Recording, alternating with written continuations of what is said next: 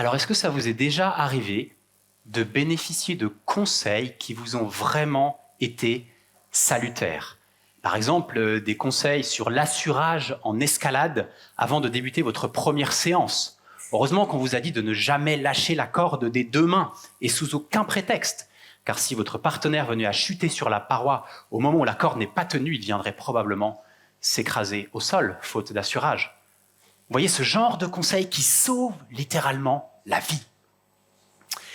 Et vous le savez certainement, la vie chrétienne n'est pas une promenade de santé. C'est un chemin étroit et sinueux, parfois semé d'embûches, de luttes, de tentations, d'épreuves et même de persécutions. Est-ce que vous aimeriez que Jésus vous prodigue quelques conseils pour affronter les difficultés de votre vie chrétienne? Est-ce que vous aimeriez que Jésus vous donne quelques instructions pour vivre votre vie de disciple de Jésus dans un monde souvent hostile à la foi chrétienne? Bien, si ça vous intéresse, ça tombe bien parce que nous allons justement regarder de plus près ce matin un discours de Jésus qui donne un certain nombre de conseils à ses disciples pour tenir ferme face à l'opposition, face à la persécution. Tout au long de son ministère public d'environ 3 ans, Jésus a distillé ce type de conseils, d'avertissements.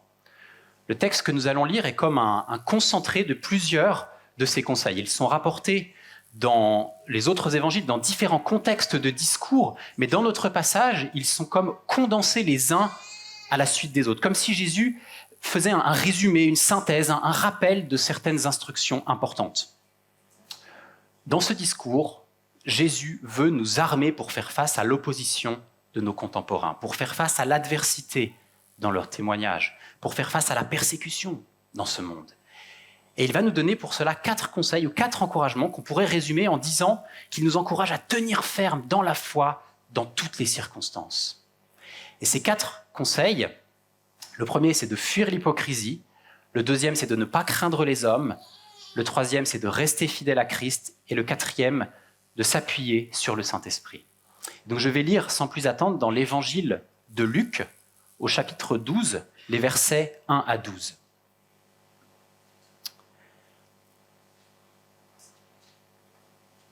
Sur ces entrefaites, les gens s'étaient rassemblés par milliers au point de s'écraser les uns les autres. Jésus se mit à dire à ses disciples, « Avant tout, gardez-vous du levain des pharisiens qui est l'hypocrisie. Il n'y a rien de caché qui ne doive être découvert, ni de secret qui ne doive être connu. C'est pourquoi tout ce que vous aurez dit dans les ténèbres sera entendu dans la lumière, et ce que vous aurez dit à l'oreille dans les chambres sera proclamé sur les toits. Je vous dis, à vous qui êtes mes amis, ne craignez pas ceux qui tuent le corps et qui après cela ne peuvent rien faire de plus. Je vous montrerai qui vous devez craindre. Craignez celui qui, après avoir tué, a le pouvoir de jeter dans la géhenne. Oui, je vous le dis, c'est lui que vous devez craindre. Ne vend-on pas 5 passereaux pour 2 sous? Cependant, aucun d'eux n'est oublié devant Dieu. Et même vos cheveux sont tous comptés. Ne craignez donc point. Vous valez plus que beaucoup de passereaux. Je vous le dis, quiconque se déclarera publiquement pour moi, le Fils de l'homme se déclarera aussi pour lui devant les anges de Dieu. Mais celui qui me reniera devant les hommes sera renié devant les anges de Dieu. Et quiconque parlera contre le Fils de l'homme, il lui sera pardonné. Mais à celui qui blasphémera contre le Saint-Esprit, il ne sera point pardonné. Quand on vous mènera devant les synagogues, les magistrats et les autorités, ne vous inquiétez pas de la manière dont vous vous défendrez, ni de ce que vous direz, car le Saint-Esprit vous enseignera à l'heure même ce qu'il faudra dire. Fin de la lecture de la parole de Dieu, je vais prier, puis ensuite on va regarder d'un peu plus près ce texte. Merci notre Dieu pour ta parole qui est riche pour nous enseigner. Merci pour ces conseils que tu nous donnes ce matin pour notre instruction et nous te prions de nous aider à bien les comprendre, à bien les assimiler pour pouvoir les mettre en pratique dans notre marche avec toi. Amen. Donc le premier conseil que Jésus donne, de versets 1 à 3, c'est de fuir l'hypocrisie. Dans le passage qui précède ce discours, Jésus s'était adressé aux pharisiens et aux docteurs de la loi pour leur reprocher leur attitude envers le peuple et leur religiosité dénuée de tout amour pour Dieu. Le pharisien était membre d'un parti religieux juif qui observait de manière très stricte les traditions juives et la loi. Et Jésus met en garde les disciples contre l'influence néfaste des pharisiens qui exagéraient l'importance des aspects extérieurs, rituels, et qui soignaient l'apparence, mais qui ne se préoccupaient pas de leur attitude de cœur vis-à-vis de Dieu et de leur prochain. Nous lisons par exemple en Luc 11, verset 42, « Malheur à vous, pharisiens, parce que vous payez la dîme de l'amande, de la rue, de toutes les herbes, et que vous négligez la justice et l'amour de Dieu. » C'est là ce qu'il fallait pratiquer, sans omettre les autres choses. Vous voyez, Jésus condamne avec véhémence les pharisiens, et il résume leur enseignement et leur comportement en parlant d'hypocrisie. Et maintenant qu'il s'adresse en particulier à ses disciples, il les met en garde contre l'influence de l'hypocrisie qui pourrait les contaminer. Et il présente l'hypocrisie comme un poison. Il suffit d'une goutte de poison et de certains poisons pour faire passer de vie à trépas, comme on dit. Ce n'est pas une question de quantité, mais de contamination. Alors Jésus, il utilise l'illustration du levain qui n'est pas un poison en soi, mais c'est l'image d'une substance insignifiante en apparence, mais qui a le pouvoir de faire lever toute la pâte dans laquelle elle serait introduite. Et il suffit d'un peu de levain pour faire lever toute la pâte. Si cette image ne vous parle pas, pensez à l'effet que produit un petit mentos insignifiant dans une bouteille de Coca-Cola. Et si vous ne voyez pas de quoi je parle, il n'y a pas besoin de tester par vous-même. Vous trouverez plein de vidéos sur Internet pour voir ce que ça donne. Pourquoi l'hypocrisie est-elle si dangereuse ?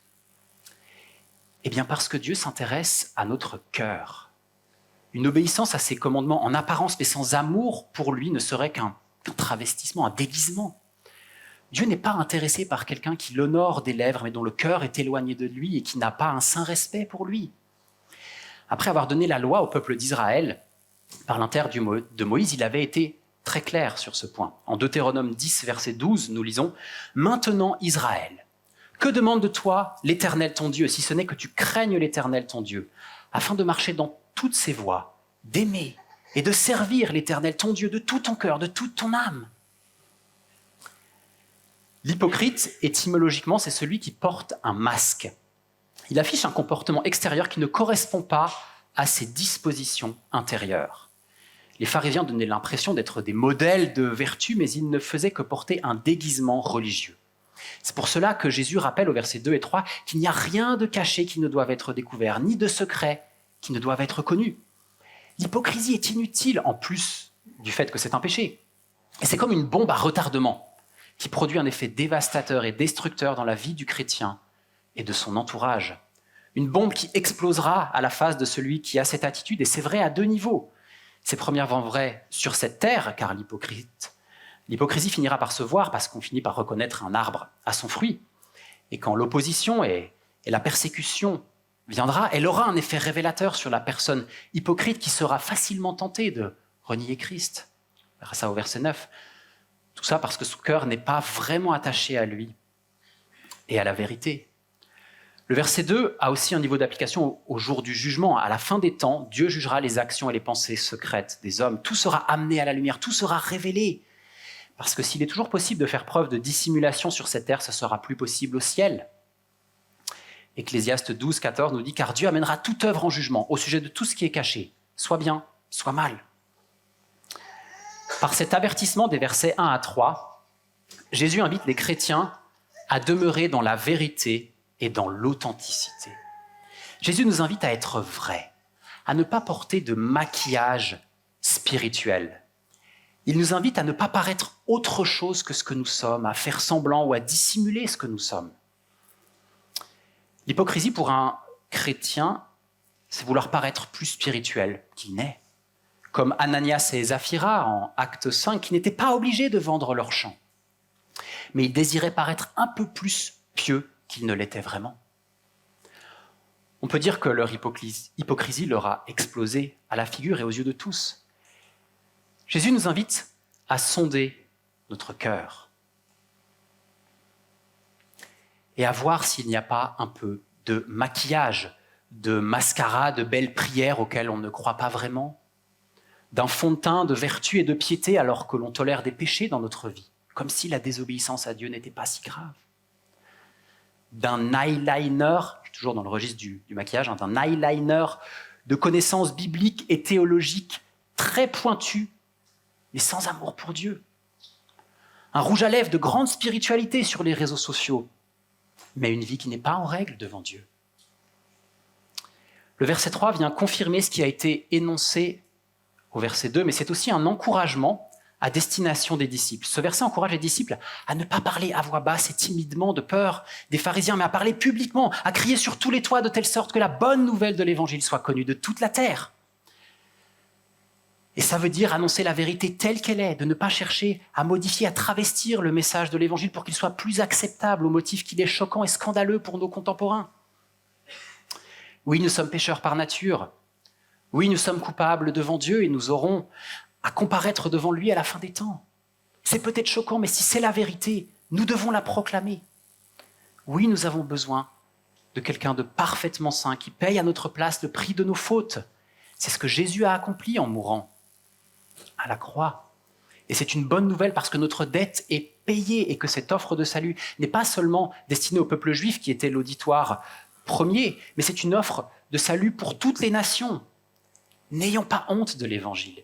N'essayons pas de modifier, de travestir cette vérité pour la rendre plus facilement acceptable. Ça ne veut pas dire qu'il faut s'y prendre n'importe comment, mais qu'il ne faut pas avoir honte de l'espérance qui est en nous, même si le message est scandaleux à entendre. Ça veut dire qu'il ne faut pas non plus avoir honte de nos positions dans le domaine de l'éthique. Alors j'évoque le positionnement éthique parce que je pense que c'est un secret de Polichinelle qu'une loi sur l'euthanasie est dans les tuyaux dans notre pays. N'ayons pas honte de défendre la vie depuis sa conception jusqu'à son terme. Alors on peut discuter des moyens et de la manière de faire entendre notre voix, mais pas de la substance du message. Fuyons l'hypocrisie et recherchons la vérité, que ce soit dans notre vie et dans notre discours. Et Jésus explique comment ne pas avoir honte avec un deuxième conseil, des versets 4 à 7. Il invite ses disciples à ne pas craindre les hommes, à ne pas craindre l'action limitée des hommes. Oui, les hommes peuvent porter atteinte à notre intégrité physique. Et nous avons vu des exemples dans la vidéo que nous avons vue en début de culte, et je pense à Gédéon en Érythrée. Oui, les hommes peuvent nous tuer, mais ce n'est pas ce que nous devrions craindre. Verset 4, ne craignez pas ceux qui tuent le corps et qui, après cela, ne peuvent rien faire de plus. Ce que Jésus souligne, c'est que notre crainte des hommes a deux causes. Elle provient de la préoccupation trop importante pour ce qui est matériel, et elle provient d'un manque de crainte pour Dieu. La préoccupation de ce siècle est matérielle, mais la nôtre, elle devrait être spirituelle. Nous avons conscience, grâce à la Bible et au Saint-Esprit qui nous permet de la comprendre, que notre vie ne se limite pas à ce que nous en voyons. Nous sommes de nature charnelle et spirituelle. Nous sommes créés corps et âme, et notre âme est éternelle. Et c'est de sa destinée éternelle dont nous devons nous préoccuper. Si nous refusons l'offre de salut en Jésus-Christ, nous condamnons notre âme à la géhenne, nous dit ce texte. Et c'est une image de l'enfer. La géhenne, au 1er siècle, c'était la décharge publique de Jérusalem dans laquelle on brûlait les ordures. Et c'est donc une image biblique de condamnation éternelle. Nous devrions craindre celui qui a le pouvoir de condamner à la mort spirituelle, éternelle, loin de sa présence et de ses bienfaits. Craindre les hommes plutôt que Dieu, c'est comme craindre davantage la petite fourmi électrique qui s'approche de vous plutôt que le gros rhinocéros qui arrive juste derrière et que vous ne voyez pas parce que vous êtes concentré sur cette petite fourmi qui s'approche et qui a l'air si menaçante. Craindre les hommes plutôt que Dieu, c'est avoir une vision étriquée de ce monde, une vision très partielle, très limitée de la réalité. Et Jésus veut souligner, d'une certaine manière, la différence, le fossé qu'il y a entre la petite fourmi et le gros rhinocéros, vous voyez. Jésus s'inquiète de ce que nous soyons trop préoccupés par notre bien-être et notre intégrité physique. Et il tient ce propos alors que lui et ses disciples étaient entourés d'une foule hostile qui les pressait. Et c'est ce qu'on voit au verset 1, notamment, avec cette foule qui se rassemble par milliers. Jésus invite ses disciples à ne pas avoir peur des moyens d'action limités de cette foule. La seule crainte raisonnable, c'est celle du souverain juge. Lui qui a le pouvoir de vie et de mort sur les choses matérielles, mais aussi spirituelles.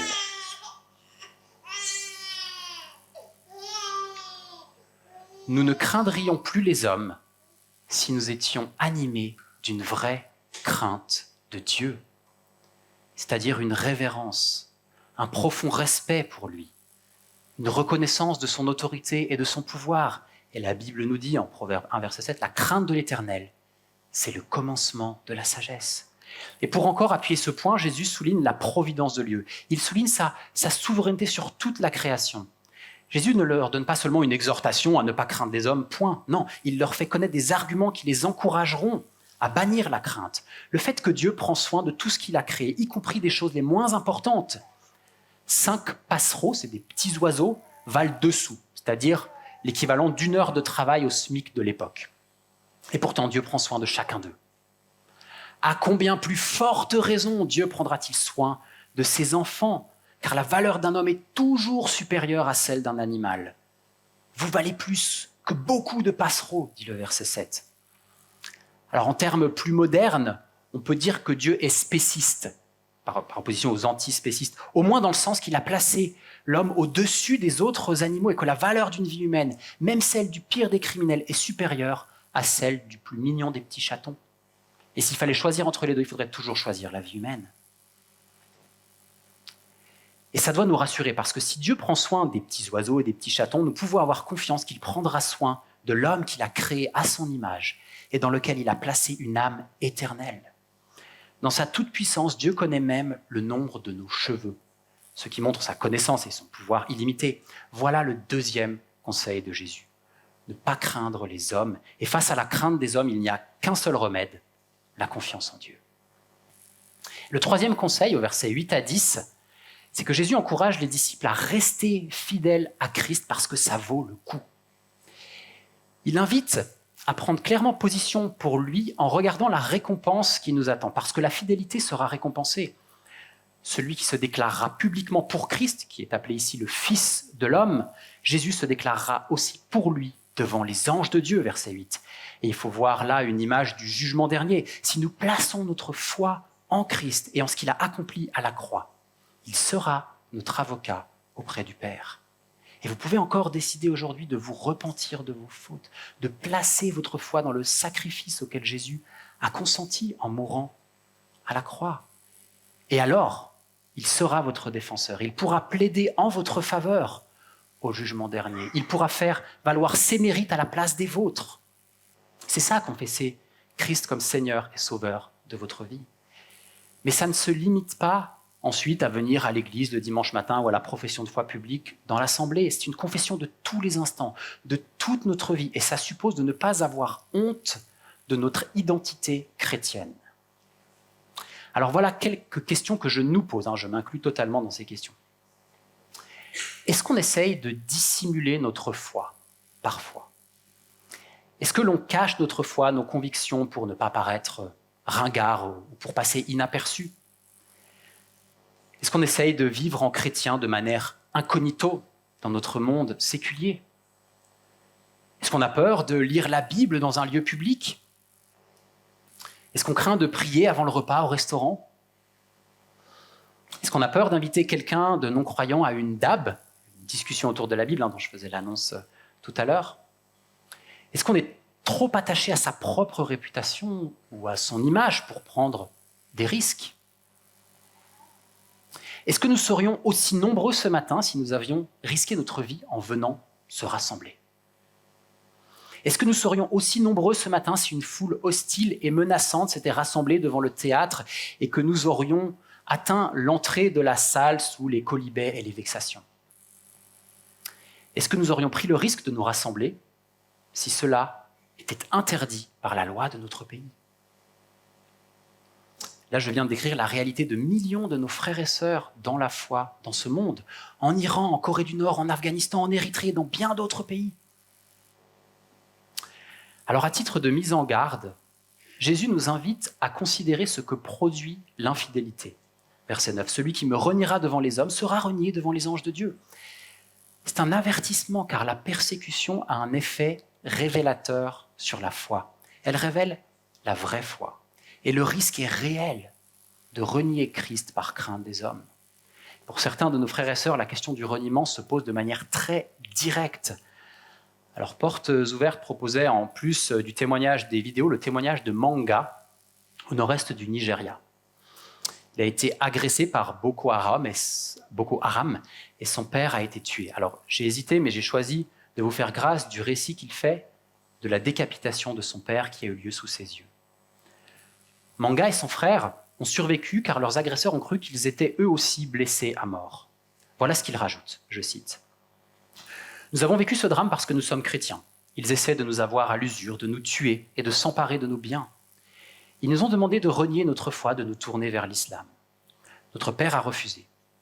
Pour lui, rien n'avait plus de valeur que vivre pour le Christ et il croyait que la mort était un gain. Il n'a pas renié tout ça, même au moment de sa mort. Il était comme ça, notre père. Les terroristes nous ont alors demandé à mon frère et à moi de renier notre foi et nous avons également refusé. J'ai dit que je ne renierais pas Jésus, que si je devais mourir, ce serait comme mon père en chrétien. Ils ont répondu, alors on va te tuer. Mais nous sommes toujours vivants pour attester de la gloire de Dieu. Oui, ça peut coûter cher de suivre Christ, ça peut coûter la vie sur cette terre, ça peut coûter d'affreuses souffrances, mais c'est un coût qui vaut le coup, car le gain est énorme. La vie éternelle avec Dieu, la réconciliation éternelle avec notre Créateur. Renier Christ serait un peu comme refuser un remède contre une maladie mortelle dont vous êtes atteint sous prétexte que ce médicament est très acide et en bouche et que vous n'aimez pas l'acidité. Alors qu'il vaut mieux parfois souffrir un peu, si c'est pour un gain tellement plus grand. Et Jésus évoque ici également un péché extrêmement grave, le blasphème contre le Saint-Esprit. Et je ne peux pas ne pas en dire un mot, car il nous a même dit que ce péché ne peut pas être pardonné, ce qui est inquiétant. Alors la difficulté de cette évocation ici, c'est que ce péché impardonnable est évoqué un peu au passage, mais sans le contexte précis qui nous permet de savoir à quel péché il correspond. Et il faut regarder un peu plus haut, en Luc 11, versets 14 à 23, ou dans d'autres évangiles, en Matthieu 12 ou Marc 3, pour comprendre de quoi il en retourne. Alors avant de dire en quoi consiste ce blasphème, nous pouvons commencer par dire ce qu'il n'est pas. Il ne s'agit pas d'un péché par ignorance de la vérité. Jésus a prié sur la croix pour ceux qui blasphémaient contre lui par ignorance de qui il était. Père, pardonne-leur, car ils ne savent pas ce qu'ils font. Jésus n'aurait pas prié pour eux si c'était un blasphème impardonnable. Il ne s'agit pas non plus d'une incrédulité passive de quelqu'un qui ne se repent jamais de ses péchés, car le blasphème suppose des paroles prononcées ou écrites. On ne blasphème pas de manière passive. Vous pouvez noter au passage que si on peut blasphémer contre le Saint-Esprit, c'est que le Saint-Esprit est Dieu, qu'il est bien revêtu d'une majesté divine au même titre que le Père et le Fils. Il ne s'agit pas non plus d'un péché par une hostilité délibérée et volontaire à l'égard du Christ. Autrement, l'apôtre Paul, qui était un persécuteur de chrétiens, qui blasphémait contre le Christ, c'est ce qu'il dit lui-même, il n'aurait pas pu être pardonné. Et pourtant, il a obtenu miséricorde.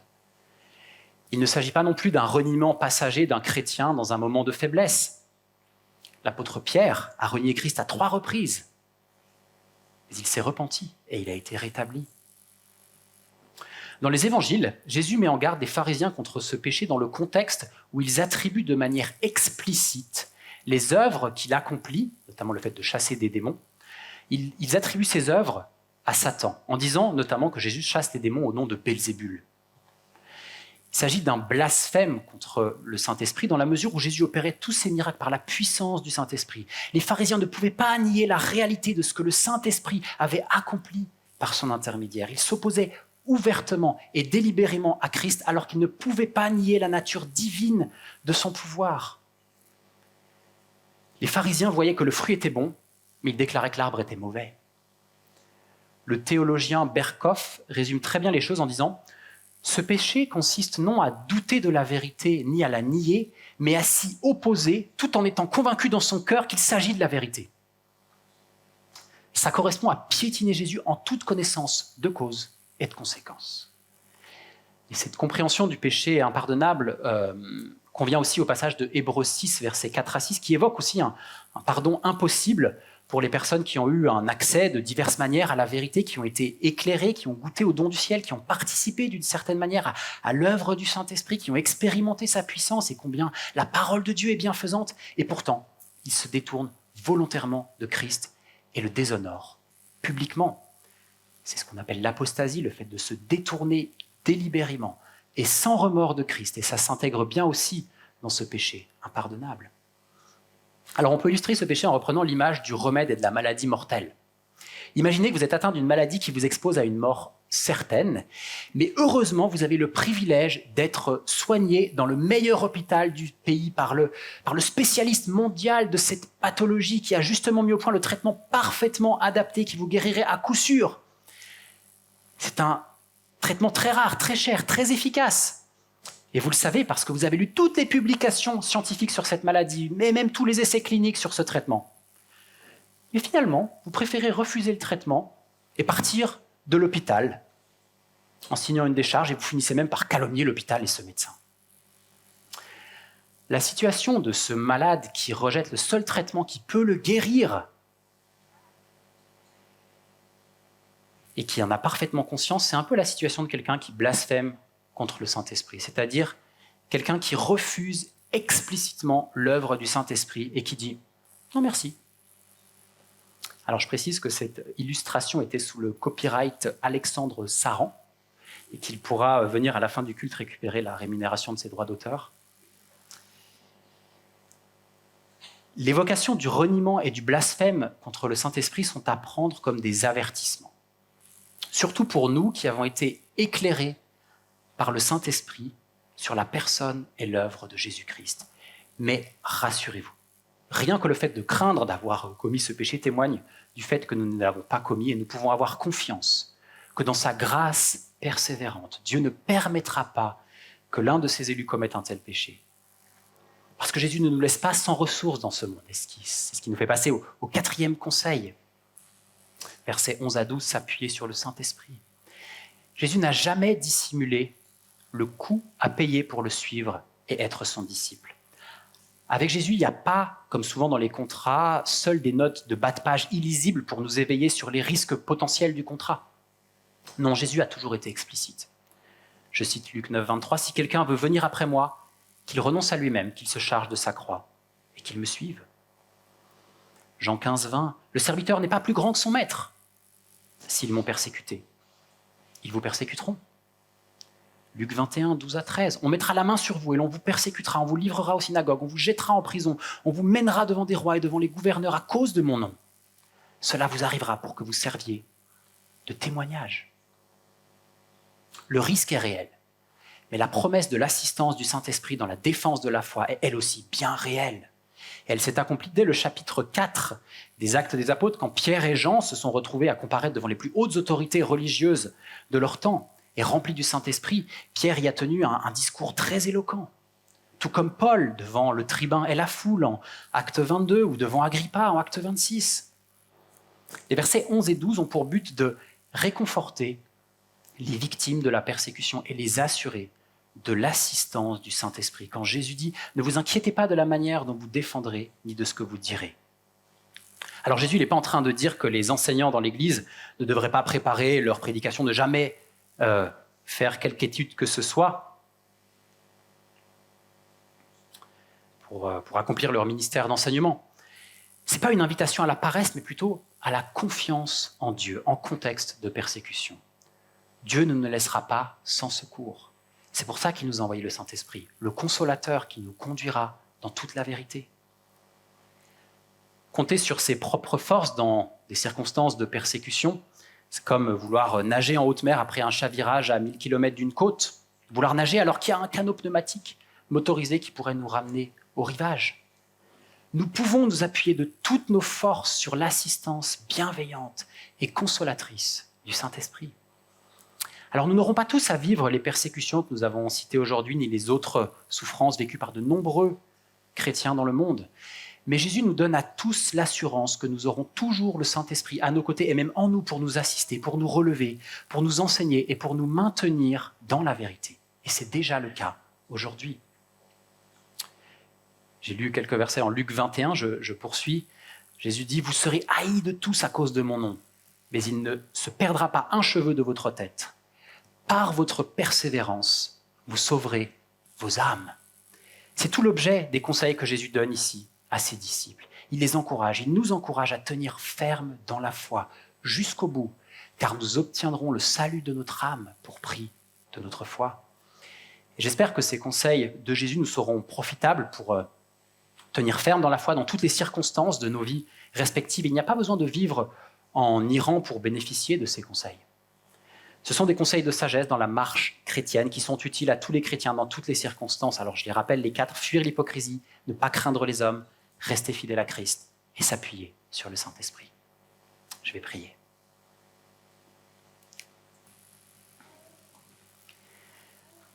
Notre Dieu, notre Père, nous venons humblement devant toi, conscients de notre faiblesse, conscients que même notre foi est faible.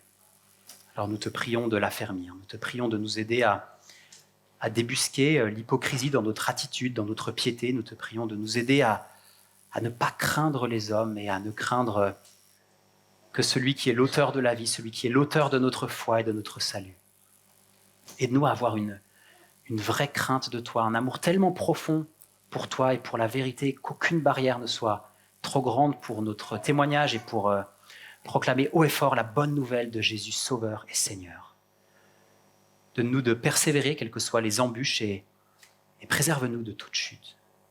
C'est au nom de Jésus-Christ, mort et ressuscité, par le Saint-Esprit, que nous t'adressons cette prière.